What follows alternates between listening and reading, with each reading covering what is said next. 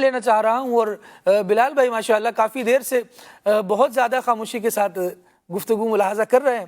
میں چاہ رہا ہوں کہ ایک بات یہ بھی لی جائے کہ بسا اوقات دوسرے کے انجام میں بھی بہت سی عبرت پوشیدہ ہوتی ہے، اگر اس سے نصیحت حاصل کی جائے تو یہ بھی عقل مندی کا تقاضا ہے۔ کیا کہیں گے حضرت؟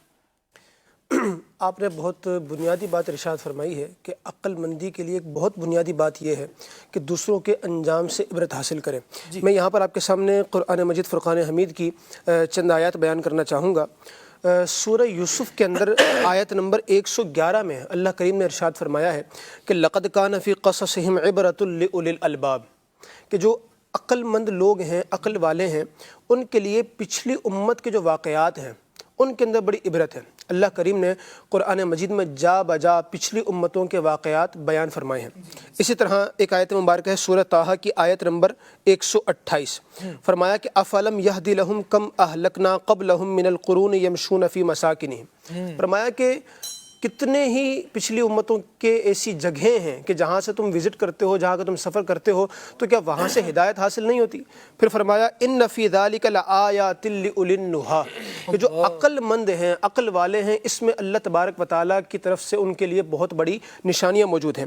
اسی طرح سورہ عنکبوت کی آیت نمبر 34 اور 35 ہے، اِنَّا مُنزِلُونَ عَلَىٰ أَهْلِ هَٰذِهِ الْقَرْيَةِ رِجْزًا مِّنَ السَّمَاءِ بِمَا كَانُوا يَفْسُقُونَ۔ یہاں پر قوم لوط کا ذکر چل رہا ہے۔ اللہ کریم نے فرمایا کہ ان کی نافرمانیوں کی بدولت ہم ان پر آسمان سے عذاب کو نازل کرنے والے ہیں۔ اور پھر ساتھ ہی فرمایا آیت نمبر 35 کے اندر کہ وَلَقَدْ تَرَكْنَا مِنْهَا آیَةً بَيِّنَةً لِقَوْمٍ يَعْقِلُونَ، کہ جو عقل رکھنے والے لوگ ہیں ہم نے ان کے لیے اس کے اندر بڑی نشانیاں چھوڑ رکھی ہیں۔ علماء نے فرمایا کہ یہاں پر قوم لوط کا ذکر کرنے کے اندر اللہ تبارک و تعالیٰ نے جن نشانیوں کی طرف اشارہ فرمایا ہے اس سے مراد وہ قوم لوط کی اس بستیوں کے نشانات ہیں جو آج بھی موجود ہیں، جہاں پر بحر مردار ڈیڈ سی موجود ہے۔ وہ پورا مقام وہ ہے کہ جہاں پر قوم لوط کبھی آباد تھی اور ان کو باقاعدہ آسمانوں پر بلند کر کے پھینکا گیا اور ان پر ایک پتھروں کا ایک عذاب آیا۔ تو ہم اگر یہ دیکھیں قرآن مجید فرقان حمید کے اندر اللہ تبارک و تعالیٰ نے پچھلی قوموں کے واقعات سے، پچھلی امتوں کے واقعات سے، پچھلے انبیاء جن قوموں کی طرف آئے ان کے واقعات سے عبرت حاصل کرنے کا ہمیں حکم ارشاد فرمایا۔ آپ یہ دیکھیے قوم نوح ہے، قوم لوط ہے، قوم سمود ہے، اہل مدین ہے، اصحاب ایکہ ہیں، اسی طرح بنی اسرائیل کے لوگ ہیں۔ آپ یہ دیکھیں کہ ان پر اللہ تبارک و تعالیٰ نے اپنے انبیاء کو بھیجا، ان کی ستھری تعلیمات اور عقل سے قریب تعلیمات کو لینے کے بجائے ان لوگوں نے ان پر طنز و تشنیع کے تیر برسائے اور ان کی بات کو قبول نہ کیا اور اپنی بے وقوفی کا ثبوت دیا۔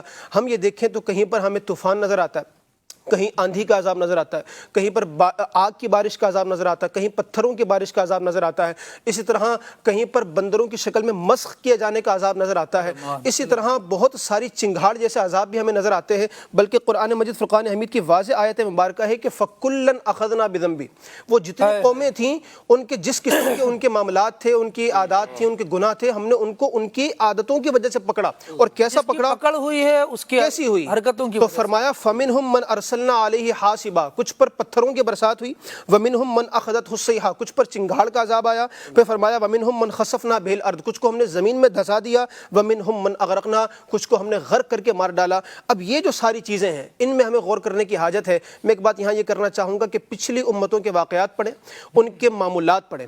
آج جو ہم دنیا میں جی رہے ہیں، جو امت محمد ہے، ہم یہ دیکھتے ہیں کہ جتنے گناہ، جتنی چیزیں ان کی تھیں ہم وہ سب کر رہے ہیں، بلکہ ہم وہ بھی کر رہے ہیں کہ جو وہ نہیں کرتے تھے، ان سے بھی بڑھ کے کر رہے ہیں۔ مگر یہ اللہ کریم کی یقیناً رحمت ہے کہ محبوب کریم صلی اللہ علیہ وسلم کی وجہ سے ہم پر عذاب نہیں آتا، کہ وما کان اللہ لیعذبہم وانت فیہم، کہ محبوب آپ ان میں ہوں اور ہم ان کو عذاب دیں، تو رب کی شان ہی نہیں ہے۔ کہہ رہا ہے آپ کا رب انت فیہم، آپ سے کیوں میں دوں ان کو سزائیں آپ کے ہوتے ہوئے؟ تو نبی کریم صلی اللہ علیہ وسلم کی رحمت کی وجہ سے، ان کی رحمت للعالمین کی وجہ سے ہم پر عذاب نہیں آتا، ورنہ کام تو ہم سارے وہی کر رہے ہیں۔ تو اگر قرآن سے ان واقعات کو پڑھ کر عبرت حاصل کریں تو انشاءاللہ یہ عقل مندی کا ثبوت ہوگا۔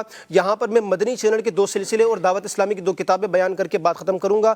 ایک مدنی چینل کا سلسلہ آپ دیکھ سکتے ہیں، ایک قصہ ہے قرآن سے، اور ایک مدنی چینل پر سلسلہ آن ایئر ہو چکا قصص الحدیث۔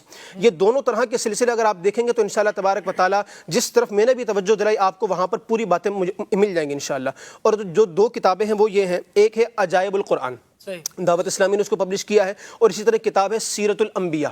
یہ آپ کتابیں پڑھیں گے تو انشاءاللہ تبارک و تعالیٰ اس میں عبرت کی بہت ساری باتیں موجود ہیں، اور جو عقل مند ہے اگر وہ واقعتاً عقل مند ہے اور عبرت حاصل کرے گا، عقل مندی کا ثبوت دے گا، تو اس کے لیے انشاءاللہ یہ کافی وافی سامان ہوگا. ماشاءاللہ، بہت زبردست بات ہے آپ نے ارشاد فرمائی.